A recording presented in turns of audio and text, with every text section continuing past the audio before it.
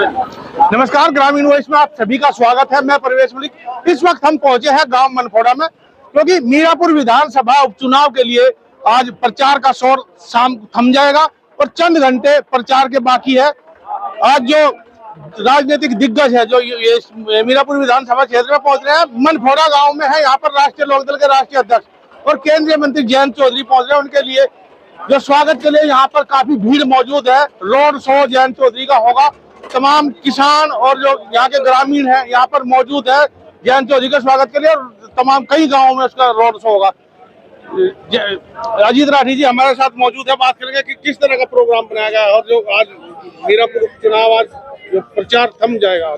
आज शाम को चुनाव प्रचार थम जाएगा और देखिए कितना भारी उत्साह। मेरे विचार से लगभग हजारों ट्रैक्टरों से यहाँ किसान और नौजवान पहुंचे हैं और जो हमारे राष्ट्रीय अध्यक्ष जी हैं माननीय जयंत चौधरी जी, उनके इंतजार में हैं और बहुत ही उत्साह और लगन है जो है कि आज हमारे नेता हमारे बीच में हैं। अजय, क्या क्या रूट रहेगा चौधरी साहब का जो यहाँ से मनफोड़ा से शुरू होकर? ये विधानसभा का यहाँ से जो है ये पहला गांव है। आप जहाँ हम खड़े हैं ये यहाँ से मीरापुर विधानसभा की शुरुआत होती है और आगे घटैन, कुतापुर, मीरापुर, फिर जो कासोपुर, उधर जो है कस्बा मीरापुर और गंगदासपुर, उधर जो है मोरना भोपा तक जो है कार्यक्रम रहेगा चौधरी साहब का। अच्छा, क्या माहौल चुनाव का देख रहे हैं आप?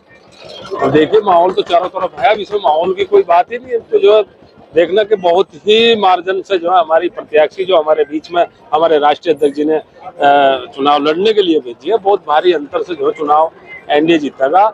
और ये हमारी भी जिम्मेदारी है कि हम जो प्रत्याशी उन्होंने हमारे पास में भेजे उन्हें जिताकर हम चौधरी साहब के हाथ मजबूत करें। भाजपा रालोद गठबंधन प्रत्याशी है मिथिलेश पाल।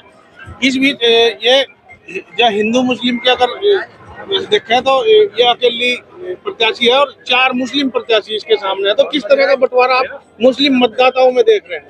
देखिए अभी मेरे बराबर में खड़े हैं भाई शहजाद भाई, मुस्लिम है और काफी संख्या में यहाँ मुस्लिम है। तो ऐसा नहीं है, आज भी जो हमारे अकलियत के भाई हैं मुस्लिम हैं भाई हमारे, वे आज भी राष्ट्रीय लोकदल में आस्था है। अब हमारे नेता पे उनका विश्वास है। तो आज भी देखो मेरी बराबर में इधर भी खड़े, तो ऐसा कुछ नहीं है। या राष्ट्रीय लोकदल में इनकी आस्था थी और रहेगी। अच्छा, आप भी टिकट मांग रहे थे, जो प्रचार किया जा रहा था कि अजीत राठी नाराज है और कहीं ना कहीं चुनाव में आपको देखा जा रहा है लगातार। नहीं, मैं कभी नाराज नहीं हुआ और ना मैं नाराज होऊंगा। मेरी कोई नाराजगी नहीं, ऐसा कुछ नहीं है, कोई नाराजगी नहीं।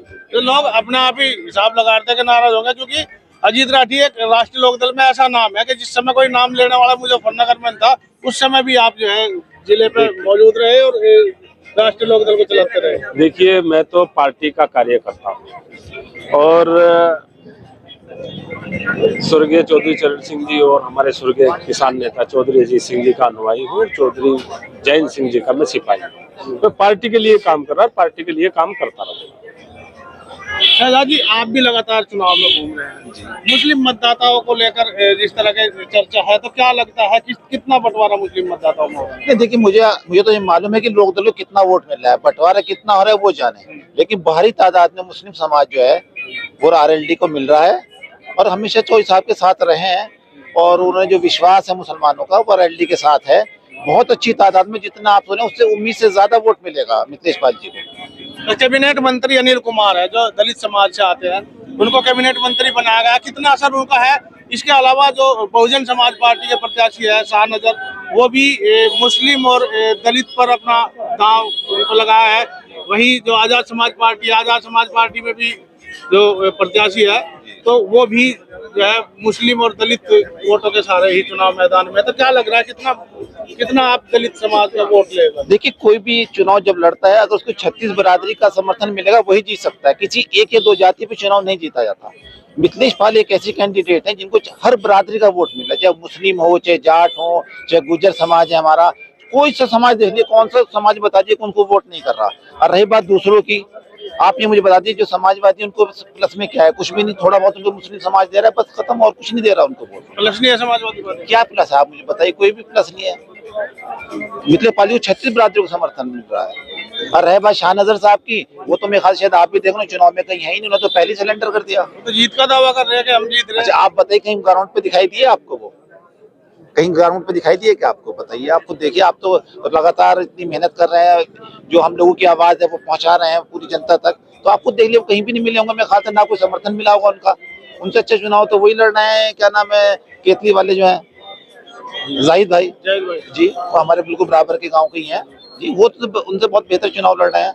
अब मैं समझता हूँ, बात मुस्लिम मतदाताओं की है कि कितना बंटवारा इनमें हो रहा है, कौन कितना ले रहा है कि देखिए मैंने कहा ना, हमें मालूम है कि हमें अच्छा मिला, उनको आखिरी के दिन एकजुट हो जाएगा, क्योंकि आज प्रचार का आखिरी दिन है। नहीं, जुट कैसे हो जाएगा? आप मुझे देखिए, मेरे साथ ये सरताज खड़े हैं, ये निहाल खड़े हैं, ये सब मुस्लिम हैं, जौली से आए हुए हैं, अखिलेश यादव हैं, लेकिन हम लोग यहाँ पर हैं, कम से कम 100 लोग जौली से यहाँ आए हुए हैं, इतनी दूर आए हुए हैं, जबकि ओवैसी जी की भी मीटिंग है, सुना है आज वहाँ पर। तो लेकिन मुसलमान जो है आरएलडी के साथ, चौधरी साहब का तो उनका विश्वास है, उनके साथ लेके रहेंगे, उम्मीद से ज्यादा वोट मिलेगा मुस्लिम समाज का। राष्ट्रीय लोकदल के वरिष्ठ नेता है सत्येंद्र तोमर जी, और लगातार मुजफ्फरनगर में मौजूदगी इनकी रहती है और लंबे समय से राजनीति कर रहे हैं, तो क्या लग रहा है आपको इस चुनाव का, कहाँ जा रहा है चुनाव? देखो, ये चुनाव भूतपूर्व प्रधानमंत्री चौधरी चरण सिंह जी के सिद्धांतों का चुनाव है और भारत सरकार ने उन्हें भारत रत्न दिया है। भारत रत्न देने के बाद में पहला उपचुनाव हो रहा है, तो मेजोरिटी में मिथिलेश पाल को 36 बिरादरी का वोट मिलेगा। कोई बिरादरी ऐसी नहीं है जिस बिरादरी में मिथिलेश पाल वोट लेके ना निकले। तो मेरे लिहाज से मेरा एक 45 साल का राजनीतिक अनुभव ये कहता है कि मिथिलेश पाल को इतना वोट मिलेगा कि जितना सारे कैंडिडेटों को मिलेगा। और ये तो चौधरी चरण सिंह जी की फौज है, जो हम लोग यहाँ खड़े हैं, आप देख रहे हैं, ये तो चौधरी चरण सिंह जी की फौज है। ये चौधरी अजीत सिंह जी के साथ रही, आज जैन चौधरी के साथ खड़ी है, और ये हमें भारत के नेतृत्व को ये भी दिखाना है कि जैन चौधरी जी की कितनी बड़ी ताकत है। उसी के आधार पर चौधरी की ताकत दिखाने का समय है, तो वो हम उसमें कोई कसर नहीं छोड़ेंगे।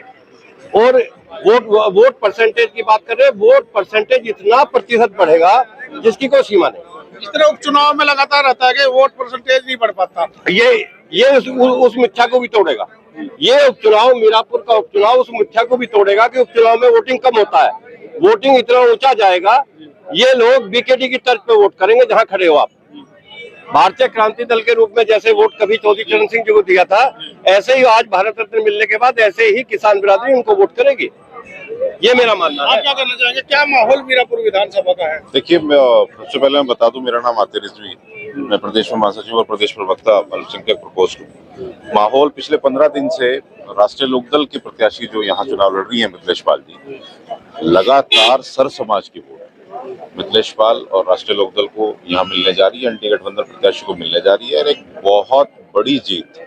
मैं समझता हूं कि जितने 9 के 9 सीटों पर चुनाव हो रहे हैं, सबसे बड़ी जीत मीरापुर विधानसभा के उपचुनाव में होने जा रही है।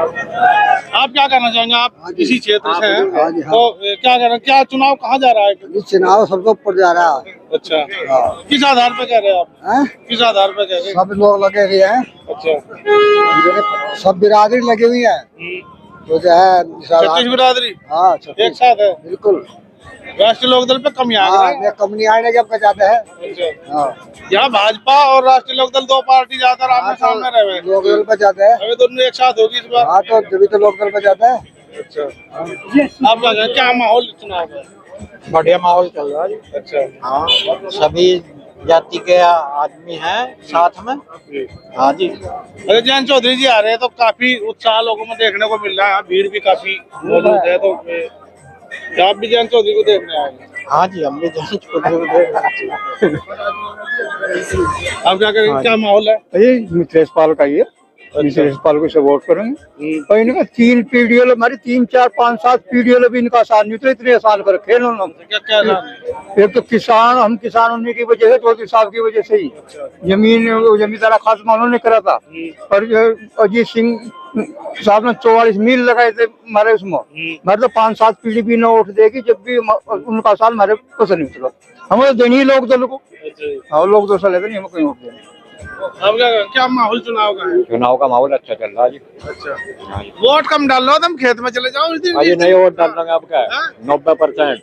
पता चला छोलन चलेगा, जानती है, बुद्धि लेकर अपना खेत में चले गए, क्योंकि ज्यादातर उपचुनाव में 50 या 52%, 53%, 90% कितना करेंगे अब का 90 करना, 90% कर दोगे पक्का? पक्का करेंगे, घर घर वोट कटवानी। अच्छा, ठीक है, घर घर से वोट लेकर आने की बात कही जा रही है, 90% मतदान की बात हालांकि ये 20 नवंबर को पता चलेगा कि कितना मतदान हुआ है और किसके पक्ष में मतदान हुआ है। देखते रहिए ग्रामीण।